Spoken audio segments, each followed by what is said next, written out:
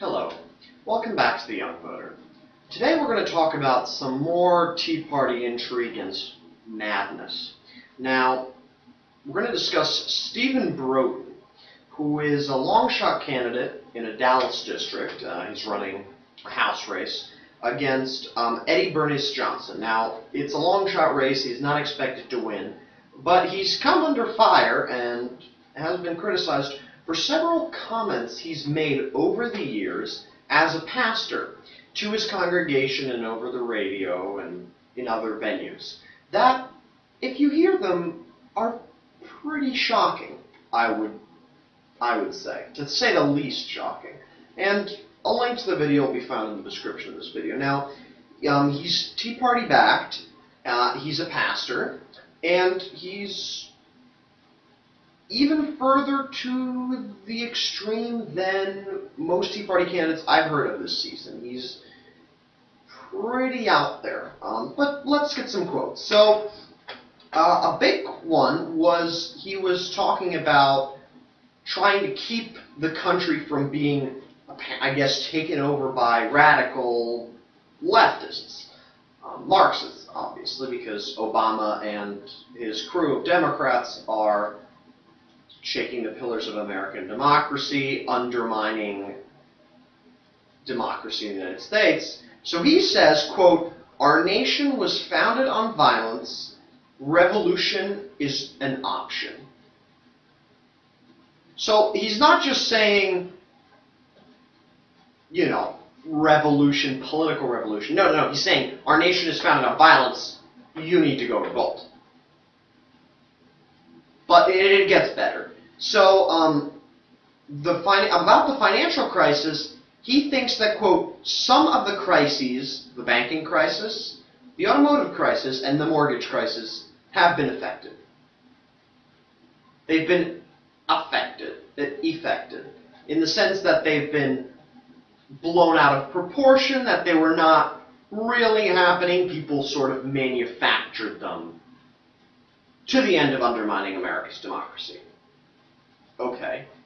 And also, of course, the healthcare law that was recently passed by Congress promoted and promotes, quote, depopulation, meaning when one of the provisions that a lot of the Republicans, or a few radical Republicans, attacked was what they called the, quote, death panels, where you could go to a doctor and discuss end-of-life treatment, sort of whether you wanted to be on life support, etc. And people like Stephen Broden call this death panels. They called this practice that the government was encouraging the depopulation of seniors, and that's what he's saying. He says, and in the video you can look at it, he thinks that the healthcare law has as its aim the killing of seniors. Okay.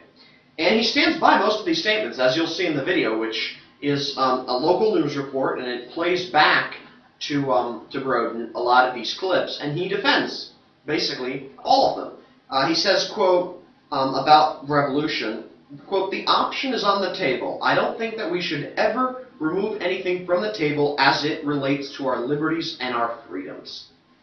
So, you know, violent revolution is fine. I mean, obviously, strike out violently against the government, because obviously Obama and the Democrats and everyone in Congress right now is just taking away our freedoms from us, undermining our country, and undermining the Constitution. So we should just revolt, because our nation is founded on violence, right? So that's what Stephen Broden believes.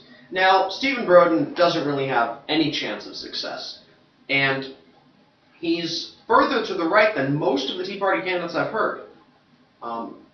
He makes Sharon Angle, who doesn't think Latinos should vote, or at least who thinks all illegal immigrants are Latino, and that the Department of Education needs to be removed, Social Security and Medicare need to be gotten rid of. He's not even stopping. He doesn't stop there. He goes further. I mean, of course, it's definitely something that it's going to be crazy. I mean, she looks radical, but he thinks that the healthcare law is meant to kill people. So it's incredible. I mean, you would think that people would understand that that's crazy logic. That's crazy talk. You actually think lawmakers would pass a law to kill people? I mean, he goes on to comparing it to the Holocaust, which is questionable, I would say, to say the least questionable. So, certainly, I would venture to guess that Stephen Broden is an extremist, even for Tea Party. But the fact is the Tea Party has endorsed him, so the Tea Party, at least, if not completely supporting his behavior, condones his behavior, or at least doesn't find it unacceptable enough to not support him, not endorse him. So I don't think this is good. This doesn't reflect positively on the Tea Party, and it's important because this is a new phase of radicalism. I mean, he's advocating violent revolution, or at least he's saying it's on the table. No other person who I've heard this election cycle has said there should be a revolution, a violent revolution against the establishment. I mean, people like Glenn Beck and Rush Limbaugh say that we should protect ourselves and defend ourselves, but they haven't said that revolution is on the table or that this country is founded on violence as a justification for violent revolution against the establishment. This is really dangerous stuff, and of course it leads to the potential for violence, that people could follow in his words and try to start a revolution. I mean, there have been some people that have been arrested for amassing weapons over the past couple of years to effectively try to start a revolution. And he's among this crowd. And he's running for office, which is even scarier. I mean, what would he do if he were elected? I mean, I really don't know. If he thinks the healthcare law is bad, I think what he would do would be awful. I mean, I don't even know what he would do. Would he take all Democrats and have them shipped off to gas chambers? I really don't know. Or the noose. I mean, I'm not sure what he wants, but Stephen Broden is out there, and I hope Tea Party candidates disavow what he's said. A lot of people that have supported his campaign have sort of backed away from his statements and said those are pretty crazy and outlandish statements, but he hasn't, certainly, and I'm sure people will vote for him, but be aware that that's who you're supporting. Someone who thinks there should be a violent revolution in this country. And again, this distracts from the issues. We're not talking about issues here. We're just talking about how Obama is subverting the Constitution and turning everyone into a slave.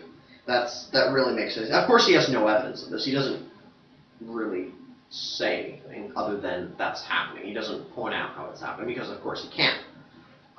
So, I mean, these people could be in power, and you should be scared that if these people win. So, before you vote this year, please make sure that the candidate you're voting for doesn't want to guillotine anyone, doesn't want to go to Washington at the band of